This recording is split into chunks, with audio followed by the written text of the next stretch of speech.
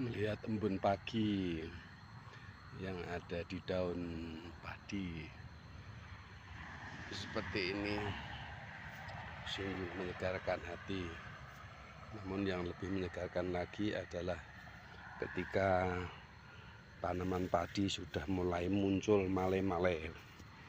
Ini ada malenya, dan ini jenis padi PMJ 01. Ternyata malenya memang besar dan panjang gitu. Sangat berbeda dengan ini. Yang sebelah ini adalah Enpari 32. Malenya ini cukup pendek aja, dan juga tidak begitu besar. Dan ini sangat jauh berbeda dengan PMJ 01 ini.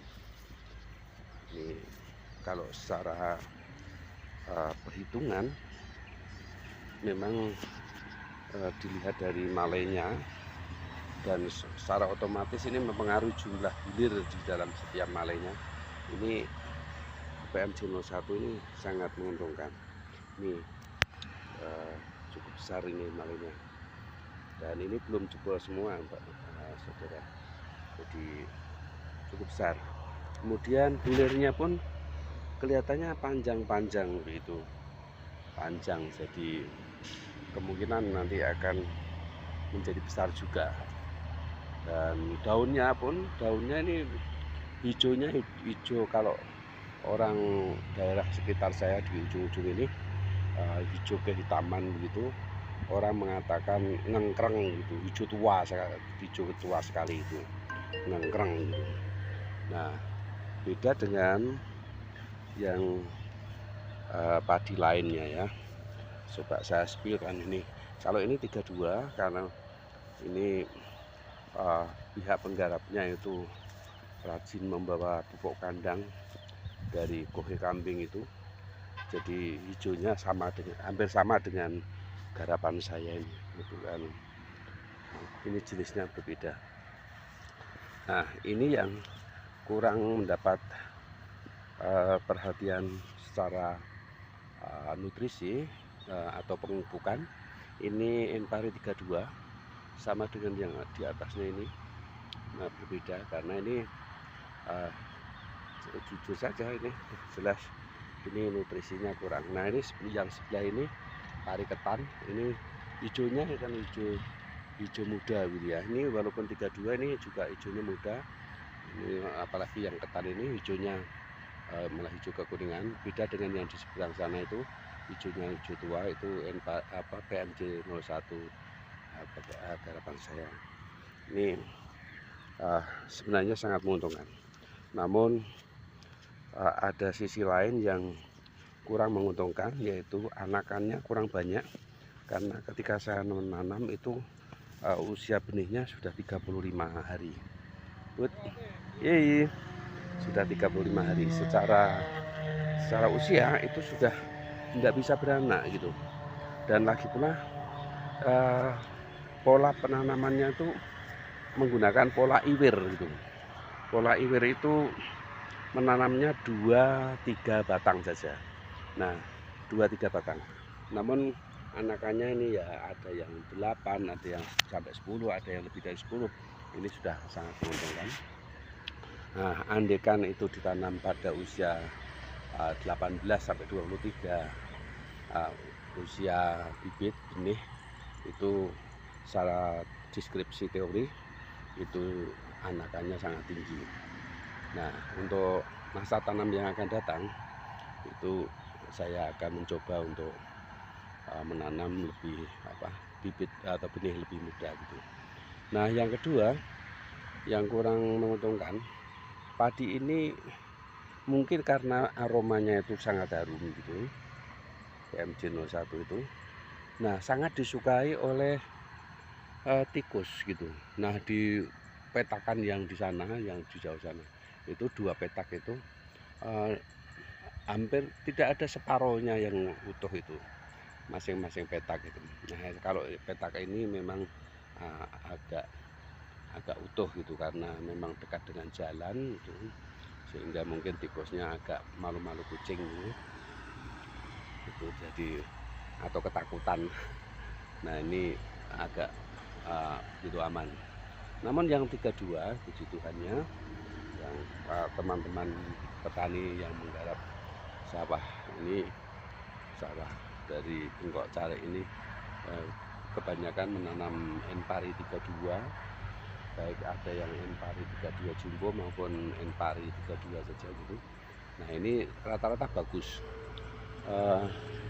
ditanam pada usia yang sama, usia 35 hari. Namun anakannya cukup banyak ini, cukup banyak. Jadi ya ada sih yang satu rumpun itu hanya ada berapa ini, 1 2 3 4 5 6 7 8 batang saja. Namun ini mestinya kondisi khusus itu. Kalau kondisi umum itu memang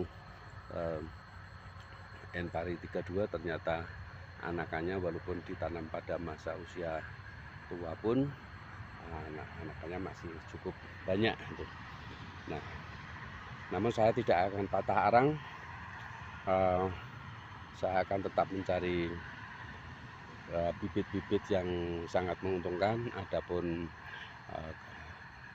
di petak di sana itu banyak diserang oleh tikus.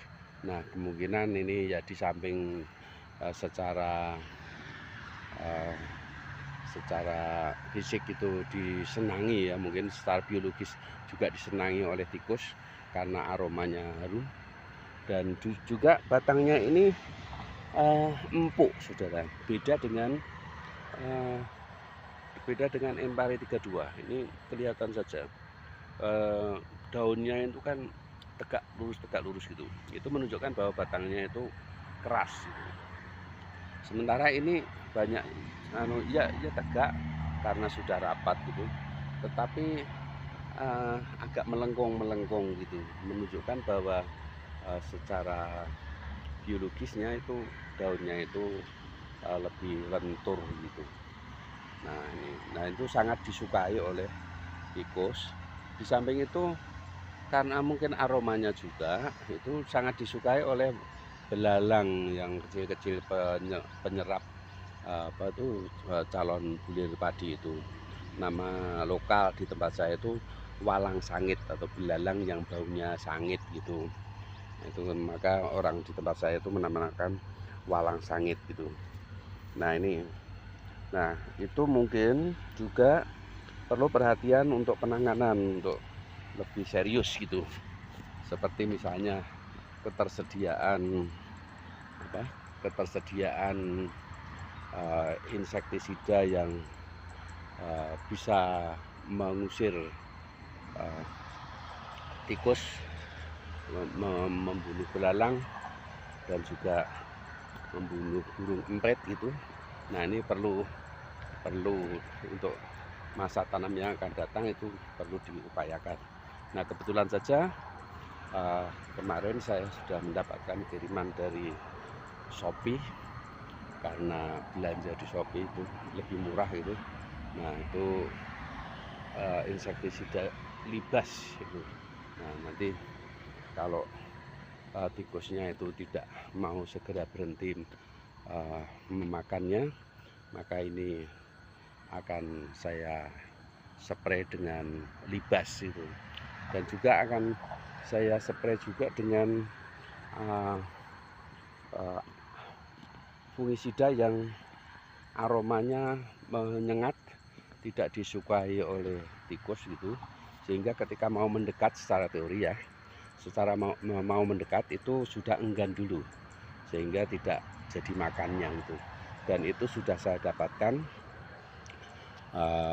hari Sabtu yang lalu dari Asosiasi Petani Vanili Indonesia itu, khususnya di Kabupaten Semarang, Jawa Tengah.